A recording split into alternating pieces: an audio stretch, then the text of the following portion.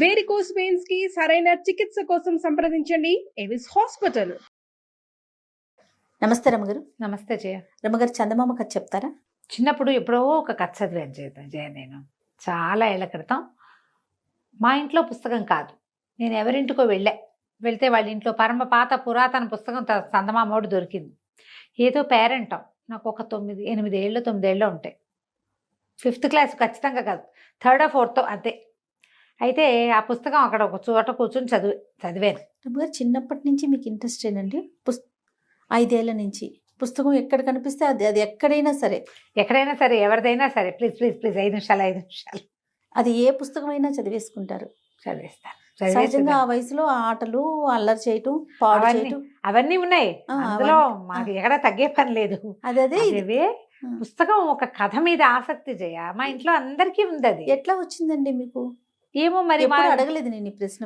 2 ఏళ్ళు 3 ఏళ్ళు అప్పటి నుంచి కథలు చెప్పేవాళ్ళు జయ. అంటే ఇప్పుడు నేను ఒక పిల్లనే అనుకో, ఒక పిల్ల కథ వేరు.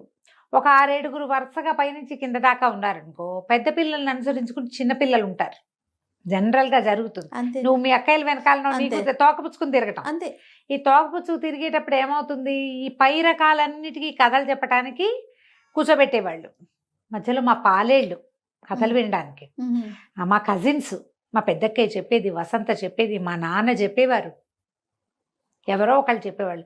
సినిమాకి వెళ్ళొస్తే మా కజిన్ శ్రీకాంత్, వాడిని తలుచుకున్నప్పుడల్లా అదే గుర్తొస్తుంది. లేడు పాపం ఇప్పుడు, మా రంగపిన్ని గారి శ్రీకాంత్. కానీ వాడు ఏదైనా ఈ సినిమా పౌరాణిక సినిమా చూస్తే నర్సక అదేమిటే నాకు అర్థం కాలేదు అని వచ్చేసేవాడు. మా పెద్దక్కయ్య వాడికి భారతం కథ అంతా వివరంగా చెప్పేది. సినిమా అర్థం కావాలి, సినిమా చూసేసేవాళ్ళం. రామారావు కాంతారావు కనపడతారు, స్టోరీ అర్థం కాదు, వాడికి అర్థమయ్యేది కాదు. మా పెద్దక్కయ్య విని నర్సక్క అనేవాళ్ళు. మాకు పెద్దక్కయ్య కానీ అందరికీ నర్సక్కే. వచ్చి నర్సక్క రావే కథ చెప్పవే నర్సక్క అని కూర్చునేవాడు. వాడితో పాటు విని కొన్ని.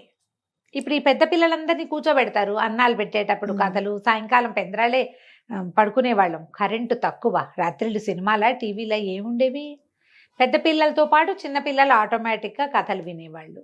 నాకు కొంచెం 5వ ఏటకి స్కూల్కి వెళ్ళే నాటికి చదవటం వచ్చు. చదవటం నేర్పించేశారు. స్కూల్కి వెళ్ళే నాటికి స్కూల్కి వెళ్ళి నేర్చుకోవాలి మేము, మాకు ముందే వచ్చు. అదేలే 5 నిండే నాటికి నేను చకచకా వాక్యాలు చదవటం వచ్చేసింది. తెలుగు వచ్చింది బాగా. మరి మా ఇంట్లో ఉన్నారు చాలా మంది ఇలాంటి వాళ్ళే. సో నాన్నగారి నుంచి వచ్చిందంటారు? అక్కయ్య నుంచి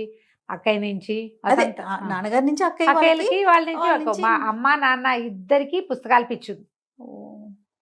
మా అక్కయ్యలందరికీ బుక్ రీడింగ్ హ్యాబిట్ ఉంది. మా ఇంట్లో మా పిల్లలు కూడా ఉంది. అందరూ మీకులాగానే చెప్తారా రమ్మగారు? అంటే బుక్ రీడింగ్ వేరు, చెప్పే విధానం వేరు కదా. స్టోరీ ఇప్పుడు నాకు స్టోరీ తెలుసు, కానీ చెప్పే విధానం వేరు ఉంటుంది. మీకులాగానే చెప్పగలుగుతారు అక్కయ్య వాళ్ళు? మా పెద్దక్కయ్య, వసంత, మా 5వ అక్కయ్య, వీళ్ళిద్దరూ చాలా బాగా చెప్తారు. మా నాన్న కూడా కథ చాలా బాగా చెప్పే పద్ధతి. ఆయన ఎవరైనా వినేసేలాగా చెప్పగలిగే కథ విధానం. అందుకనే అయి ఉంటుంది, అది వచ్చింది. అది మా నాన్న పోలికలు ఏమి రాలేదని చాలా బెంగగా ఉంటుంది నాకు. ఇంత మంచి క్వాలిటీ ఇది వచ్చింది. నాకు రౌండ్ ఫేస్లు ఇష్టం చేయ. నేను ఎప్పుడు చెప్తా కదా, నిండుగా బుగ్గలు బూరిలో ఉంటే అబ్బాయి పలే బాగున్నారు అనిపిస్తుంది. నాకు సన్న మొహం, నా మొహం నాకు నచ్చదు. అప్పుడు నచ్చేది కాదు, ఇప్పుడు మా నాన్న పోలికి వచ్చిన మా అక్కయ్యలు చూస్తే నాకు కుళ్ళుగా ఉంటుంది, వీళ్ళ రౌండ్ ఫేస్లు అని. సో ఏమి రాలేదనుకుంటా. ఎంత గుర్తింపు వచ్చే క్వాలిటీ వచ్చింది కదా రమ్మగారు కదా. అవునా? మాత్రం మా నాన్నదే వచ్చింది. సూపర్. చదవటం కూడా ఈ వాళ్ళ ఇంట్లో చదివిన ఈ కథ నేను చాలా కాలం గుర్తుంది నాకు. కాకపోతే మనం చందమామలు అవి ఎలాగా నెల సంవత్సరము గుర్తుపెట్టుకోవాలి ఎవరైనాను. అప్పుడు లేకపోతే చందమామని ఏ సంవత్సరం ఏ నెలలో ఆ పుస్తకం వచ్చిందో మనకు ఎలా తెలుసు? ఇప్పుడు ఎన్ని రోజుల నుంచి చందమామ కథలు చెప్తున్నాం మనం. ఆ పర్టికులర్ కథ నాకు గుర్తుంది. కోతి ఒకటి ముత్యపు చిప్పలు తెస్తుంది. అది ఎప్పటికి తెలుసా? 55లో కథ. అబ్బా 55లో? నేనే 79లోనో 78లోనో చదివాను. నేను ఇన్ని రోజుల నుంచి కథలు చదువుతూ ఆ కథ కొంతే గుర్తుంది. కోతి ముచ్చపు చిప్పలు తేవటమే ఖచ్చితంగా గుర్తుంది, మిగిలినవన్నీ మర్చిపోయా. కొన్ని పోతూ ఉంటాయి చూడు, అది ఇప్పుడు మళ్ళీ తగిలింది నాకు అది. ఆ కథ ఒక ఎలా ఉంటుందంటే, బహుశా అదొక సంతోషం కలుగుతుంది అనుకుంటా. పుస్తకాలు పిచ్చి వాళ్ళకి అనుభవంగా ఉంటుంది. ఆ పర్టికులర్ బుక్ మళ్ళీ చదవడానికి వచ్చేసరికి గూస్ బంప్స్ వస్తాయి జయ. అవునా?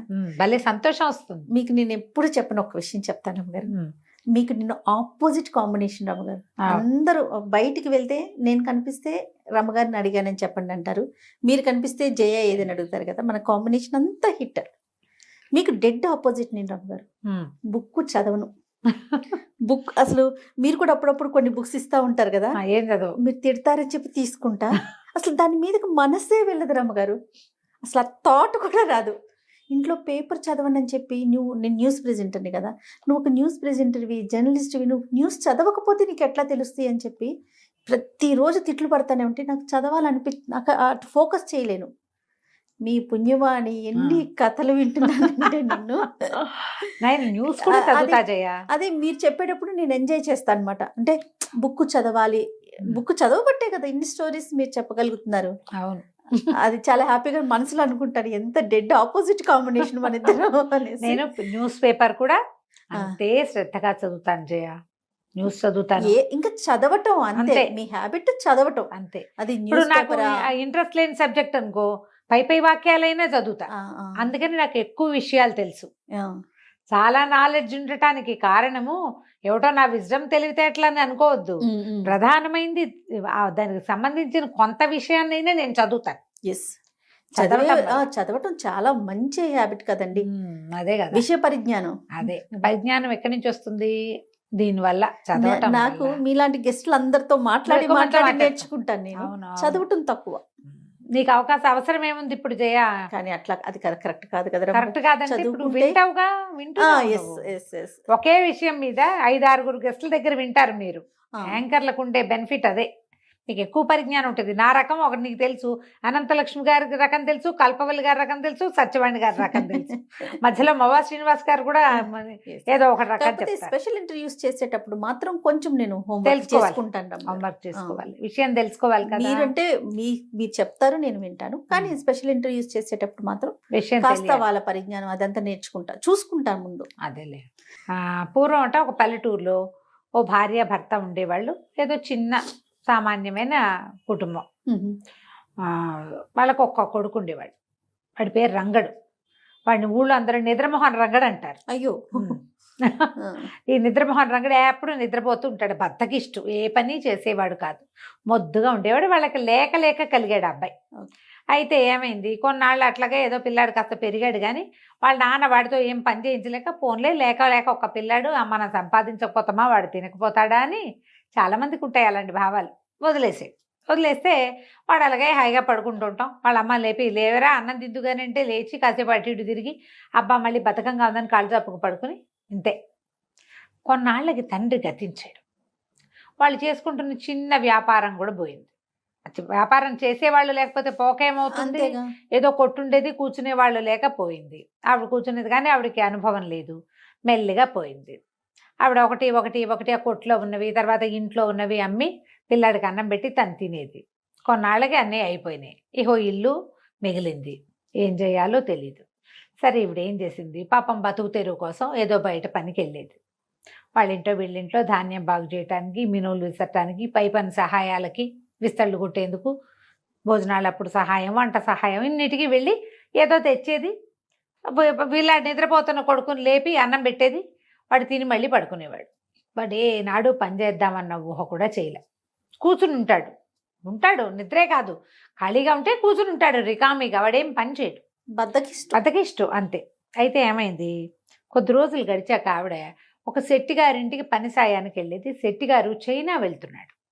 ఈ చైనా గోల ఏమిటి, వ్యాపారానికి. అప్పట్లో ఏం చేసేవాళ్ళు, నౌకా వ్యాపారాలు చేసి, నౌకాయానం చేసి వ్యాపార సామాన్లు ఇక్కడి నుంచి మోసుకుపోయి అక్కడమ్మి, అక్కడి నుంచి మోసుకొచ్చి ఇక్కడ అమ్ముకునేవాళ్ళు.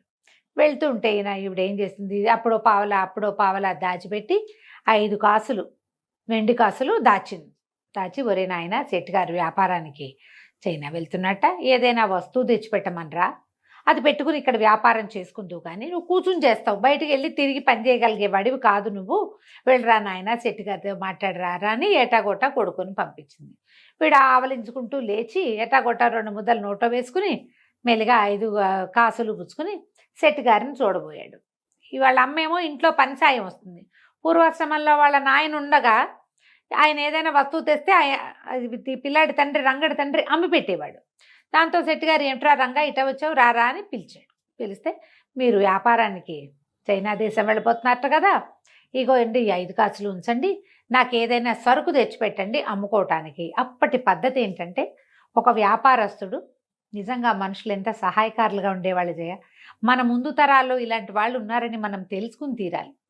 ఒక పెద్ద వ్యాపారస్తుడు పడవేసుకుని వెళ్తూ ఉంటే అంత ప్రయాణం చేయగలిగే సత్తా లేని చిన్న చిన్న వ్యాపారస్తులంతా డబ్బిచ్చి ఓ 1000 రూపాయలు ఓ 500 ఇచ్చి ఓ 25 ఎక్స్ట్రా ఇచ్చి ఏమిటి ప్లేస్ కొనడానికి, పడవలో ప్లేస్ కోసం, ఎక్కువ కాదు ప్రయాణానికి.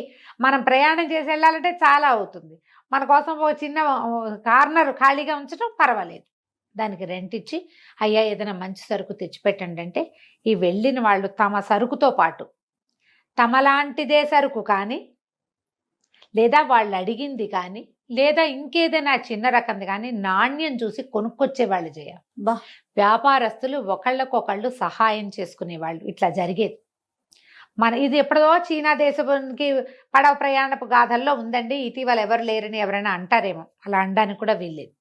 50 ఏళ్ల క్రితపు కథల్లో కూడా నేను సంఘటనలు మా ఇంట్లో వాళ్ళు చెప్పినవి కూడా నాకు తెలుసు. అట్లా గూడూరు తాతగారు, మా లచ్చు తాత వీళ్ళందరూ కథలు చెప్పేవాళ్ళు కదా. ఆ దాంట్లో వ్యాపారస్తుల ఇళ్లలో ఒకడు నాశనం అయిపోతే మిగిలిన వాళ్ళంతా తలా ఒక 10 రూపాయలు వేసి మళ్ళీ వాడికి పెట్టుబడి ఇస్తారట. ఆంధ్ర వైశ్యులలో ఇలాంటి పద్ధతి ఉన్నది. 50 years బ్యాక్ ఖచ్చితంగా ఉంది జయ. అద్భుతమైన విషయం కదండి. వాళ్ళు వ్యాపారస్తుల్లో ఎవ్వడు ఒకడు కింద ఉండడు. కింద చిన్న వ్యాపారస్తు చిన్నే ఉంటాడు, కానీ వాడికి పెట్టుబడి లేకుండా వాడు అడుగు తినే పరిస్థితి మాత్రం వాళ్ళు రానివ్వరు. ప్రతి వ్యాపారస్తుడికి ఈ పైనున్న డబ్బులు, అప్పులకి ఇచ్చిన డబ్బులు కాకుండా భూగర్భంలో డబ్బులు ఉంచుకునే విధానం కూడా ఆంధ్ర వైశ్యులలో ఉన్నదని కథలుండేవి. మొత్తం కుదేలైపోయినా, సర్వనాశనం దుంపనాశనం అయిపోయినా వాళ్ళ ఇంటి కింద భూమిలో ఖచ్చితంగా డబ్బులు ఉంటాయి. అట్లా దాచేవాళ్ళు. అందుకని మనం వ్యాపారస్తుల కుటుంబాల్లో చెడిపోయిన వాళ్ళని చూడం మనం. ఆ కాలపు కట్టుబడమ్మా అదంతా. అంతే కదండి. అంతే. ఇప్పుడు మనలో మనం ఒక గుంపు, ఇందులో పెద్దవాడు ఉంటాడు, చిన్నవాడు ఉంటాడు. చిన్నవాడిది చిన్న బతుకు, బతకడానికి ప్రతివాడికి అవకాశం కావాలనే విధానం ఎంత గొప్పది చూడు. మరి అది చాలా అవసరం కదా. మన వాళ్ళలో ఎవడైనా అక్కడ పైకి వస్తే ఏడ్చి, ఎవడా పోతే నసలు పీడపోయింది అనుకోని ఏం విధానం అది. పక్షులు జంతువులు చేయవట్లా, మనుషులు కూడా చేసేవాళ్ళు కాదు. ఇప్పుడు ఎందుకో ఇలాంటి దౌర్భాగ్యపు సమాజం వచ్చింది, దిక్మాల సమాజంలో ఉన్నాం మనం. అవునండి, కలికాలం అంతే. ఇప్పుడు మనకు ముందు 50 ఏళ్ళు 100 ఏళ్ల క్రితం కలికాలం లేదు, అప్పటికి ఉన్నాం, కానీ దగ్గరికి వెళ్ళిపోయింది. అయితే ఏమైంది, 5 కాసులు 5 కాసులతోటి ఏమొస్తుంది, సరే పాపం వాడిని కాదంటే ఎందుకు, ఏదో వ్యాపారం చేసుకుంటాడని ఆ 5 కాసులు ఆయన జేబులో వేసుకున్నాడు. సరే లేరా నాయన. చైనా ప్రయాణం అయింది. 3 నెలలు గడిచాయి. చైనా ప్రయాణం అంతా అయిపోయి ఆయన బోళ్ళంతా సరుకు కొనుక్కున్నాడు. అన్నీ కొనుక్కున్నాక తిరిగి బయలుదేరారు. బయలుదేరిన తర్వాత దాదాపుగా ఒక 100 మైళ్ళు 150 మైళ్ళు సముద్రయానం చేసేసాక ఆయన గుర్తొచ్చింది, అయ్యో బాబోయ్ రంగడికి మాట ఇచ్చాను, 5 కాసులు ఇచ్చాడు వాడు, ఏమి తీసుకురాలేదు, పడవలు వెనక్కి తిప్పండి. అప్పట్లో ఇంత నిబద్ధత ఉండేది, వెనక్కి తిప్పాలి పడవ, నా పడవ వెనక్కి తిప్పాల్సిందంటే ఈ ఆయనదే పడవ. మిగిలిన వాళ్ళంతా గోల్బెట్టారు, అయ్యా ఇంత దూరం ప్రయాణం చేసి వచ్చాం చచ్చి చెడి, మళ్ళీ ఇంత దూరము వెళ్ళాలా, మళ్ళీ రావాలి వెళ్ళాలి రావాలి, ఒక 150 తోటి పోదు, వచ్చిన 150 వృధా, వెనక్కి 150 వృధా, మళ్ళీ 150 వృధా, అంతే. ఎంత ప్రయాణం అయిపోయింది. అంటే ఈయన ఏమన్నాడు, అది కాదు వాడు పాపం పేదవాడు, 5 కాసులు ఇచ్చాడు, ఏదైనా తెచ్చిపెట్టమని. వాడి పేరుతో ఒక్క సంచి లేదే ఈ పడవలో, వాడిచ్చిన 5 కాసులు మాత్రం చిల్లరగా నాకు ఉపయోగపడ్డాయి కదా. ఆయన కాదన్నాడు. మిగిలిన వ్యాపారస్తుల్లో తలా ఒక మాట అన్నారు. వాళ్ళంతా ఏమన్నారు, వద్దండి 5 కాసులతో ఏమొచ్చాయని చెప్పండి వస్తువు, ఓ పని చేద్దాం, మేము ఉన్నాం కదా 15 మంది ఉన్నాం, తలా ఒక 5 బంగారు కాసులు ఇస్తాం పిల్లాడికి, వాడేదో బతుకుతాడు అక్కడే. 15 మంది 15 5 అంటే ఎన్నైనాయి, బోల్డ్ అయిపోయింది కదా. సరే ఈ కాసులు మేము ఇస్తాము, మీరేం ఆలోచించబాకండి, పదండి అంటే ఇక ఆయన అన్యమనస్కంగానే, ఆయనకి ఇష్టం లేదు అట్లా చేయటం, కానీ ఇంకో దారి లేక సరే ప్రయాణాన్ని నడిపించారు. నడిపిస్తే ఏమైంది, కొంచెం ముందుకెళ్ళి ఎక్కడో ఓ చోట లంగరేశారు. లంగరేస్తే వీళ్ళు లంగరేసిన చోటకి వీళ్ళు అమ్మకాల వాళ్ళు, తిళ్ళ వాళ్ళు చాలామంది వస్తారు.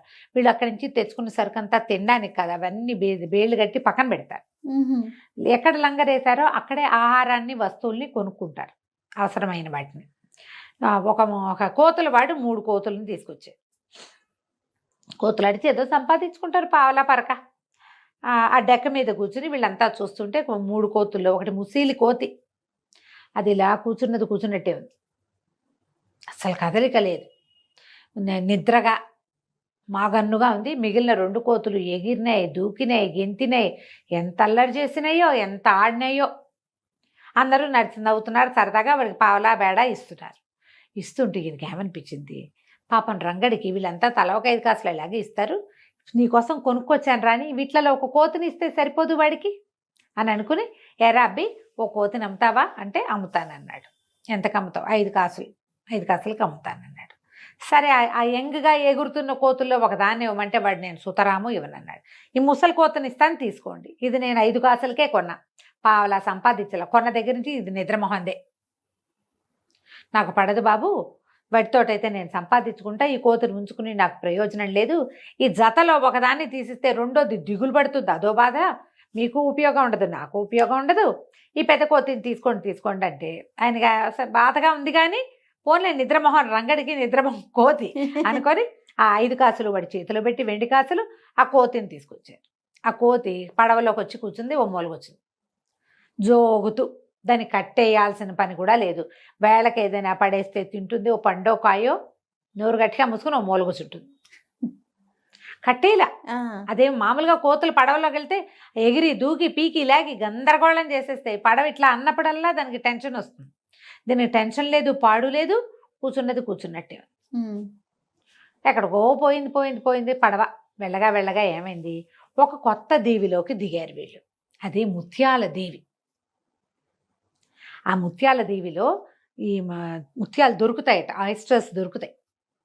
ఈ పడవలో ఉన్న వ్యాపారస్తుల పని వాళ్ళంతా అయ్యగారు ముత్యాలు తెస్తామని దూకుతున్నారు. వీళ్ళందరూ మాట్లాడుతుంటే ఆ నిద్రమోహంగా ఉన్న కోతి కళ్ళు తెరిచి చూసేసరికి దాని చుట్టుపక్కల చూడగానే ఒక ఉత్సాహం వచ్చేసింది, పరిగెత్తుకుంటూ వెళ్ళి సముద్రంలో దూకేసింది. అది ఈ నిర్ఘాంతపాయుడు వ్యాపారస్ అయ్యో కోతి దిందుంపదేగా, కూర్చున్నట్టే అది పరిగెత్తేసిందే అనుకున్నాడు.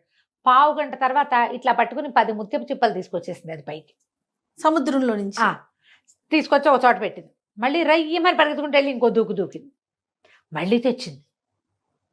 ఈ ముత్యపు చిప్పల్ని తెస్తే ఓపెన్ చేసుకుని వ్యాపారస్తులు కొంటారు వాటిని. ఇక కోతి వీళ్ళ అందులో నుంచి వచ్చే లోపల అది ఎన్నిసార్లు దూకిందో, ఎన్నిసార్లు తెచ్చిందో దాని దుంపదేగా ఇన్ని పట్టుకొచ్చేసింది. ఆశ్చర్యపోయారు. హుసిని అంటున్నప్పుడు ఇప్పుడు అది ఒకటి పేరు మీద కొనబడింది, అది ఏది తెస్తే అవన్నీ వాడివి. అంత న్యాయంగా ఉండేవాళ్ళు జయ. సూపర్ కదండి కథ. అసలు వినటానికి నాకు అప్పుడే ఈ కథ అంత నచ్చటానికి కారణం ఏంటంటే దీంట్లో ఉన్న ఒక అండర్ కరెంట్ ఏంటంటే, కోతి తెచ్చినవి అది పైన తెచ్చిపెట్టింది, దాని యజమాని ఎవడూ లేడు అక్కడ, ఎందుకు అందరూ తీసుకోవాలా, అది కదా పాయింట్. అంతేగా, వాడి కోతి అంటే ఇవన్నీ వాడివే. అప్పుడు అందరూ చూస్తే అందరికి తలా ఒక 2, 4, 6 దొరికితే దీనికి 40, 50 దొరికినాయి కోతికి. అది అవన్నీ పెట్టుకుని ఒక చోట కూర్చుంది, మళ్ళీ మాట్లాడకుండా ఏదో పండిస్తే 2, 3 పళ్ళు ఇస్తే తిన్నది, అవిట దగ్గరికి జరిపి కుప్పలాగా జరిపి వాటి పక్కన పడుకుని నిద్రపోయింది. ఈయన సరే కూర్చుని అన్నీ ఒలిచి చూస్తే పెద్ద నాణ్యమైన ముత్యాలు వాటిలలో. ఆయిస్టర్స్లో ఒక్కొక్క దాంట్లో 7, 8, 3, 4 రంగులు ఉంటాయి, బోల్డ్ ముత్యాలు వస్తాయి. ఆ ముత్యం ఎంత ఖరీదైన ముత్యాలు. 3, 4 దొరికిన వాళ్ళకే 100లో వచ్చినాయి, ఈయన దొరికితే ఎన్ని వస్తాయి. ఆ డబ్బులన్నీ ఆ ముత్యాలన్నీ సెట్ చేసి ముత్యాలకు రేట్లు కట్టించి కొనేవాళ్ళు కూడా ఉన్నారు పడవలో. రేటు కట్టించి అవన్నీ రంగడి పేరుతోటి పక్కకు పెట్టాడు ఆయన. పెట్టాక సరే పడవ కాస్త వెనక్కి ఊర్లోకి వెళ్ళిపోయింది. ఊరు వెళ్ళిపోయారు వీళ్ళు, అన్ని సామాన్లు మోసుకొచ్చారు. ఈయన ఆ ముత్యాలన్నీ కొనేసాక ముత్యాల డబ్బంతా పట్టుకుని ఈ కోతిని పట్టుకుని, వ్యాపారస్తులందరూ తలా ఒక 5 రూపాయలు ఇస్తామని ఒప్పుకున్నారు కదా, ఇచ్చారు అందరూ. ముత్యాలు వచ్చినాయి కదా ఊరుకోలా, మాట ఇచ్చారు. అది వ్యాపారాలు మాట మీద నడుస్తాయమ్మా, అంతే కదా. న్యాయం ఎలా నడుస్తుంది, వాడు ఎంతైనా సంపాదించుకొని, మాట అంటే మాటే, అంతే కదా రమ్మగారు కదా. అక్కడి నుంచి డబ్బులన్నీ చేతులు పెట్టాడు. వాళ్ళ అమ్మ రంగడు ఇద్దరు ఆశ్చర్యపోయారు. ఏమిటి ఇంత డబ్బా అని. అప్పుడు ఆయన చెప్పాడు, ఒరే నీలాగానే నిద్రమోహందిరా ఇది, కానీ ఆ ముత్యపు దీవికి దగ్గరికి వెళ్ళేసరికి దానికి ఉద్రేకం వచ్చింది. అసలు సంగతి ఏంటంటే అది ఆ ముత్యాల దీవికి సంబంధించింది ఆ కోతి. అక్కడ ఒక బెస్తవాడు దీన్ని చేరదీసి పెంచి దానికి ముత్యపు చిప్పలు ఏరుకు రావడానికి తర్ఫీదిచ్చాడు. క్రమంగా ఎప్పుడో ఆ ముసలివాడు చనిపోయేసరికి ఈ కోతులు ఆడించే వాళ్ళు ఎవరో పట్టుకుని తీసుకుపోయారు. ఓహో. అది ఎక్కడికి వెళ్ళినా ఏ పని రాదు దానికి, ఎవరి దగ్గర ఏ ఆట నేర్చుకో. ఎందుకంటే దానికి ఏం తెలుసు, సముద్రం తగలంగానే ఒక్క ఎగిరెగిరి అందులో దూకటం. ఆ ముత్యపు చిప్పల వాసన ఒక ప్రత్యేకమైన నాచు వాసన వస్తుంది. అది ఉన్న చేపల దీవి చెరువులు వాసన రావు కదా, ఆ దీవి వాసనకి అది దాని మత్తంతా పోయింది. అంతకుముందు అలా మాగన్నుగా పడి ఉండేది, దానికి ఆసక్తి లేదు జీవితం మీద. ఎప్పుడైతే తన ఓన్ ప్లేస్కి వచ్చిందో దాని శక్తి అది చూపించేసింది అనమాట. అది ఈ రంగడి పాలపడింది. ఎప్పుడైతే ఈ కోతి తన చేతికి వచ్చిందో అది ఇట్లా మాగన్నుగా ఉండి ఇంత పని చేసిందని తెలిసి ఇంత డబ్బు ఒకేసారి వ్యాపారానికి పెట్టుబడి వచ్చేసరికి రంగడికి ఉత్సాహం వచ్చింది, నిద్రమోహం పోయింది. చక్కగా ఇల్లు కట్టుకున్నాడు ఆ కోతిని పెట్టుకుని. తర్వాత ఎన్నిసార్లు వాడు ఆ ద్వీపం మీదకి వెళ్ళాడు. వెరీ సూపర్ గా ముత్యాల చిప్పలు బ్రహ్మాండమైన ముత్యాల వ్యాపారస్తుడుగా స్థిరపడిపోయాడు. కథ కంచికి మనం ఇంటికి. అద్భుతమైన కథ అండి, చిన్న కథ కానీ ఎంత కరెంట్ ఉందో చూడు అందులో. అతను లాభపడ్డాడు అనే విషయం పక్కన పెడితే వ్యాపారస్తులు చూడండి ఎంత యూనియన్ గా ఉండి కరెక్ట్ గా కదా. ఇప్పుడు కూడా అది ఆ యూనిటీ ఉందంటావా జయ సమాజంలో? ఉందని అనుకోవాలి రమ్మగారు, పూర్తిగా పోయిందని అనుకోటానికి లేదేమో. అంటే అప్పుడున్నంత లేకపోయినా ఎంతో కొంత అయితే ఉందేమో అనిపిస్తా ఉంటుంది. మరి చూడాలి, ఇంకా ఉండాలని కోరుకుందాం మనం, అంతే కదా. నమస్తే రమ్మ. నమస్తే జయ.